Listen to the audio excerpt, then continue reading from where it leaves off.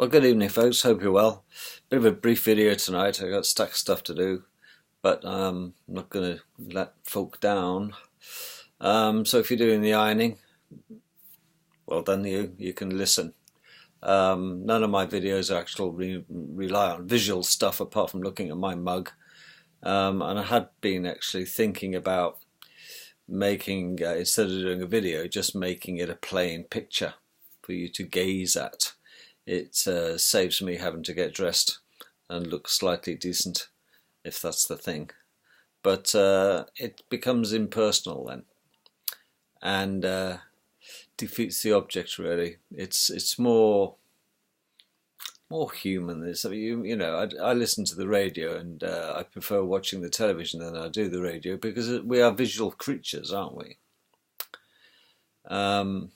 As often said, that advertising effectiveness, if you have a billboard poster and a flashing sign, 90% of the time people's eyes are drawn to the flashing sign before the billboard poster.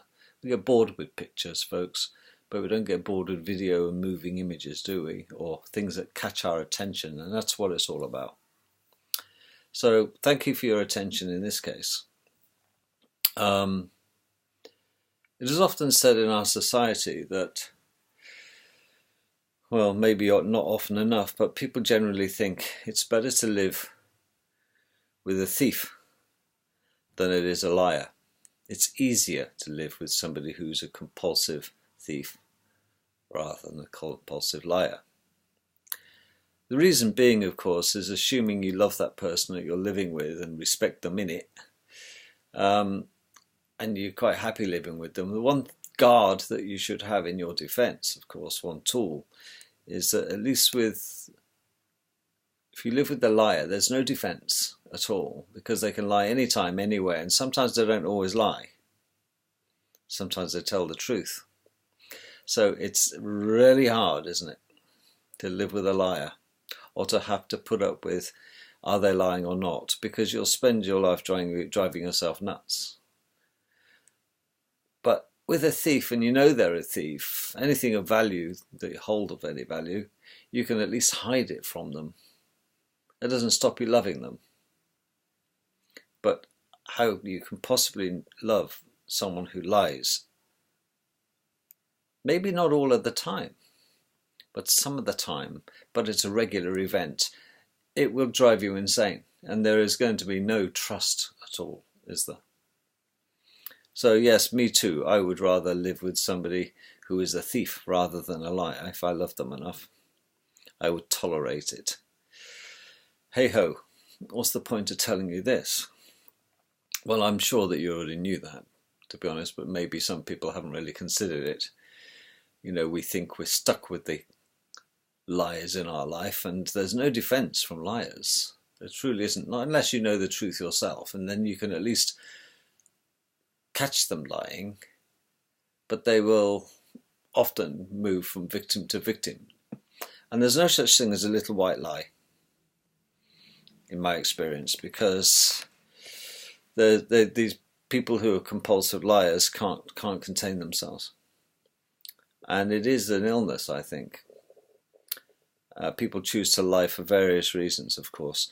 And that brings me on to the topic of lying and deceit and the truth. Often said that the truth will set you free. Maybe. Doesn't work for a lot of criminals. But when you're looking at what's happening in the world, and I do, like you, I suppose, I look at certain topics such as astronomy and chemtrails, flat earth versus a bull, you name it, there's always going to be discussions about it. Some people are bullheads, some people are flat earthers, some people don't believe chemtrails are happening and think that's a lot of nonsense. There's a lot of, if if we all thought the same, folks, life would be terribly boring. But what is very hard is trying to separate the wheat from the chaff. Because if you're a truth seeker, if you really want to know, I'd rather know the truth. As much as I hate hearing the truth on occasions, I'd rather know it. You see, I won't have to fret anymore, and I can know if I'm backing or flogging a dead horse. But the problem is now, everybody goes onto the internet to find out. All right, and there's a lot of people that publish books, so people go out and buy the books and read the lies. Okay, so there's no escaping liars in this world. And you cannot legalize it, only in law courts. So even then, people will still lie under oath, even if their life depended on it, and it does often. So there's certain things in my life when I'm trying to do research, of course, I resort to the internet and sometimes books, as they used to do pre-internet. Even library books, very old books too. And from the dawn of time to now, in the written form, there are lies amongst the truth and truth amongst the lies. And you can spend your life sifting through and trying to prove a lie or prove a truth or contradict a lie. That is what people are spending their time doing, researching, and often they follow the wrong rabbit trail, the wrong turn, and they get led a merry dance, don't they? Because there are people out there who will come out with such a convoluted story with such credibility that it beggars belief that it is actually a lie. Because there are such people out there, folks, that know the truth. Okay? It's a small club and you're not in it. That's the difficulty. So if you're into conspiracy research, it's a tough one, this business about lying and being economical with the truth. Because very often, even people who have an agenda to keep the secret will often throw in a little bit of truth stuffed with a few lies. And then you think, oh, yeah, I know that to be true. So he's not an entire liar, but he's not an entire truther either, or she. And when you look at people, for example, like David Wilcock and the other guy, Good, who are on stage talking about space travel, time travel, going back in time, being static in time, jump rooms to other planets, yada, yada, yada. And I often think, well, they could be absolutely saying anything. Okay, and they're not really in a position to prove what they're saying. And it's preposterous. Corey Good, I think his name is. But these people, I wouldn't say that Corey Good is believable. David Wilcock is certainly believable in many times, but he has a very high IQ. Well, that's no guarantee on his measure of intelligence, folks, or his honesty, because even even people with very high IQs are certainly very good at lying. So that's no pedigree, is it, to have a high IQ? Because there are certain people who have a high IQ and compulsive liars. So when there are certain people that I take note on, but the problem is if you look at, Richard Dolan, one of the nicest speakers I've listened to, does an awful lot of research. He doesn't seem to have an axe to grind. He just wants the truth. And his talks are interspersed really with lots of information. You've got to take his word of it. You start to believe these people. They build their credibility. The same with that woman, Linda Moulton Howe. When you're looking at E.T.'s presence, and she is a great storyteller. And yet she acknowledges that she's been lied to on many occasions, so she's taken it as truth and passed it on. It's like pass the parcel in Chinese whisper with these people. So from our perspective, we want to know the truth, as much as it might piss us off, I suppose, and shatter our illusions of the world. I think that it's the way that the humans on this earth are actually controlled. It truly is, it's like the old park bench trick, isn't it? When you need to know the time, and you've got two men sitting down, one's a compulsive liar and the other one lies some of the time. Which one do you ask for the time? And know to be correct if he told you. And that's quite a little story to work out in your own head, to find out the right question in which to ask and get the right time. You can work that out for yourself. But I don't know about you, but I watch these things, and one of the most glaring things to me about all this truth-telling and truth-seeking and lying and disinformation agents is that I don't think that the general public will ever know the truth if it bit them on their ass. Because these people who are conveying such truths often tell a lie between two truths, or a truth between two lies. And we're back to the who are you going to believe syndrome, aren't you? Or who would you trust syndrome, the liar or the thief? Because they're both equally devious. But how do you truly know the information they're saying is absolutely founded on the truth? That is it, the whole truth and nothing but the truth. But because you don't. Because none of the general public really, even those that think they are, have access to the real facts. And there's less than 1% of people run this world. We know this. So that's my take on the whole affair. But it does make research very, very, very difficult, because the odds aren't stacked in our favour of ever finding the truth, because those that seek to withhold the truth dictate what we learn at school, because they too have an agenda. And others out there, how could you possibly work on a research project for a long time, because at a certain point in time you're going to have to trust someone. And you might trust someone who 1,000,000% will say it's true what I say. I've done all the research. But it's like my brother's sister's cousin's auntie said it was true. So there's an awful lot of room for wiggle room, isn't there? And lies, and maybe bending the truth to a point. That's the difficult one to deal with. Someone who hasn't quite got the facts right, but in essence what they're saying, if it looks like a duck, walks like a duck, quacks like a duck, it's probably a duck. And the truth has a certain ring to it, but not always.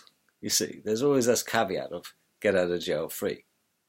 There's always a risk. And this is why governments of the world and those who seek to control us all are so successful. We know it's a standing joke that politicians are compulsive liars. They can't contain themselves.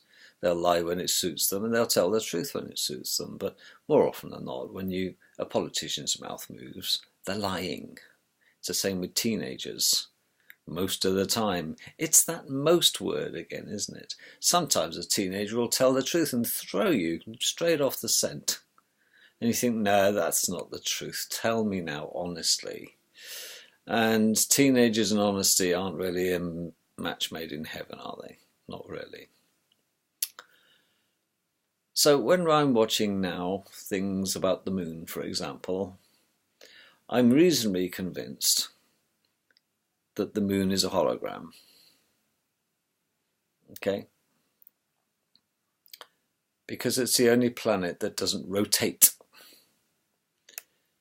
And there's something terribly strange about the moon. It produces a light that is cold. If you put your hand in moonlight, and then take it out at night time, but back into the moonlight, it'll be cooler. Your hand will be cooler in the moonlight than if you remove it from the moonlight and keep it in the pitch black. Strange, isn't it? Strange, the effects of the moon. And I've gone through this mental monster of trying to work it all out. I do believe that nobody's ever landed on the moon for 1 second.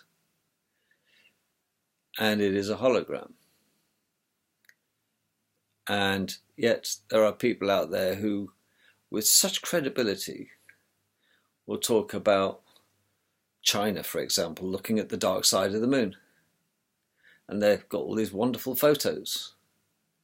And then you've got NASA saying, yes, we've put a man on the moon, or few, Neil Armstrong and co, and it's very, very, very, very credible. You would buy a used car off these people.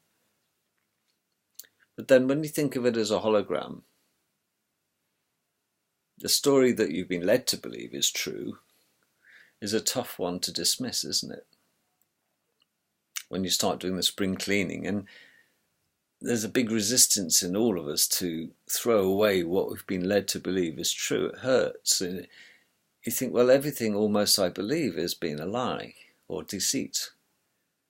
And then you become paranoid. Yes. Don't trust anything anybody says. I'll check it out for myself, thanks. You get into that syndrome. But if you look at the moon, if you look at the history of the world, if you believe the Bible, and there's something like 4,000 variations on the story in the Bible. Could be 400. I think 4,000 is a bit excessive. See, that was a lie. The Bible's a lie from start to finish. It's full of disinformation and how things get corrupted over time. It's like Chinese whisper, isn't it? All the religious books are full of lies. And yet most people treat them as verbatim. That is absolutely how it happened. It's in the Quran.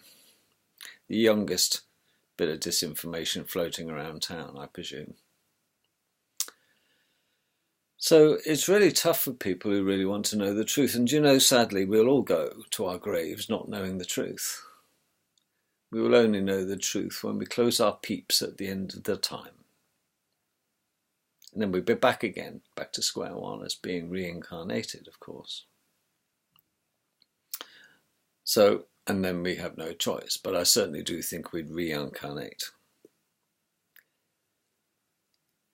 It is a tough one, and it can be really discouraging because it's an uphill battle. One that is so easy to turn around and walk away and say it doesn't make any odds to me whether the moon's a hologram or not. Whether the sun is cold or not because it works on cold fusion, whether there's water in the space or it's a vacuum. For most of us, it doesn't make any difference. It's academic, really. I still have to pay my gas bill. But I just wanted to put that across to see what you have to say about that. And when you're trying to form an opinion, remember, when you have two people together, there are 3 opinions formed. And that formed opinion could be true or false. And it's our job to try and differentiate between them. And that's in itself difficult because they're both very credible people that are telling you totally opposite things. So it's a breeze to control human beings with lies and theft. Lies, truth, or theft, isn't it? Forget the thieves. You can hide things from thieves. But when you're dealing with a mixture of people who are compulsive liars, or those who tell the truth all the time, or indeed those that tell the truth some of the time, it's ever likely that human beings on this world will fail.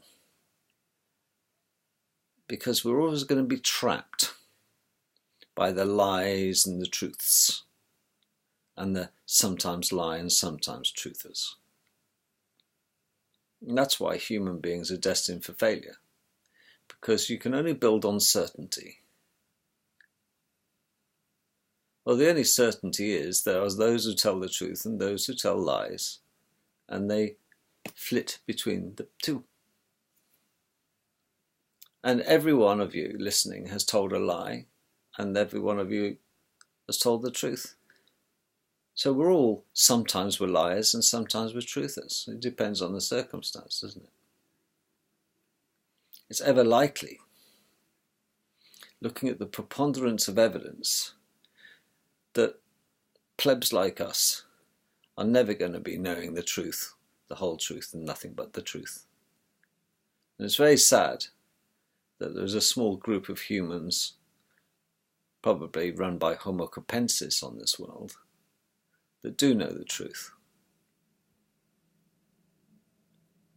Even President Carter, when he was told that about the real truth about ET presence, I'm sure he wasn't alone in being told this, but when he was followed up after having learnt about it's way above your clearance level, President, but here's the bare bones of the matter, blah, blah, blah, blah, blah, he was seen to be sobbing his heart out. Henry Kissinger, the man himself, the warmonger, he was married with a couple of kids, I understand, and got a very high-powered job in the government, was told the truth by the government about the way of the world, went back to his apparently happy family, packed his bags, didn't even say goodbye, turned around and walked off, never to be having any dealings with his family anymore. Big question is, what was he told? And he never revealed it. Nothing to do with his wife's infidelities or fidelity or his children. It was more traumatic than that. Henry Kissinger knows the truth. And yet he's one of the biggest war criminals on the planet, with his finger in every pie. So he is one of the hidden hand. He's not exactly hidden now, is he? Because we know his name. But it's funny how these people live to a ripe, ripe old age. He doesn't exactly look like an advert for the health conscious, does he, Henry Kissinger? Well, there we are. Some will, some won't. So what? Who cares? The truth is, you're probably just as well believing what your gut feeling is and sticking with that, looking at the preponderance of disinformation out there. Catch you tomorrow, folks. Sorry it's a short video, but I've got a stack of work to do. And thumbs ups, comment, please, are always welcome. And I'd like to know your opinions about these things. All the best. Bye-bye.